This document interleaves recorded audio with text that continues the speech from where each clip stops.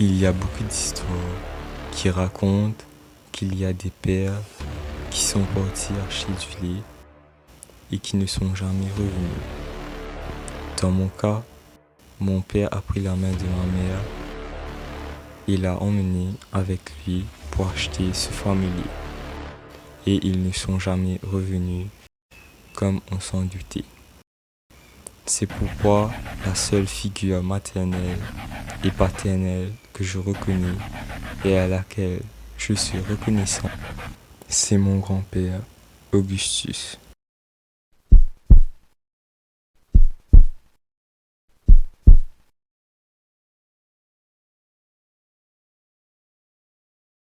On voyage, balade dans les voitures de luxe et des argents de poche très élevés, on peut dire que mon grand-père me gâtait trop.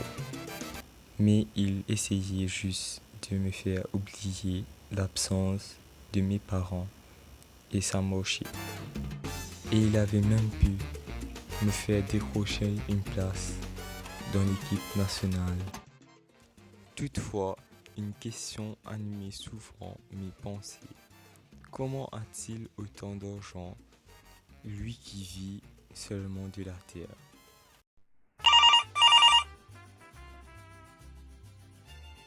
Allô? Mon grand-père accueille souvent des gens à la maison. Il dit que c'est pour le travail.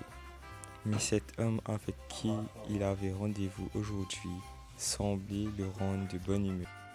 Ça veut dire tout à l'heure à 11h, 11h10. Ok, cool. À tout à l'heure.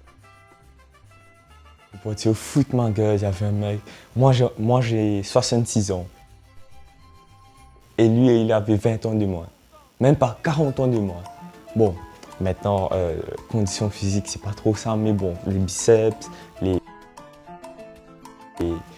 les pectoraux, ils sont toujours là, tu vois. Mais le ventre, j'ai un peu pris du gras, mais on n'en parle pas trop. Et je l'ai éclaté, après 2 minutes, il n'en pouvait plus, ma gueule.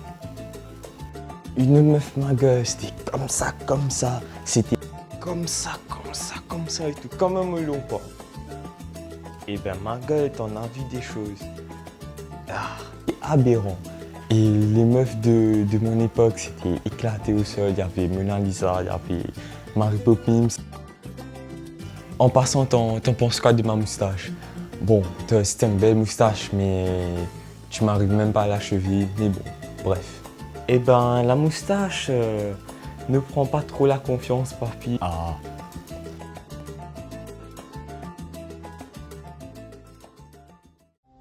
C'est à ce moment-là que j'ai réalisé que cet homme, c'était moi.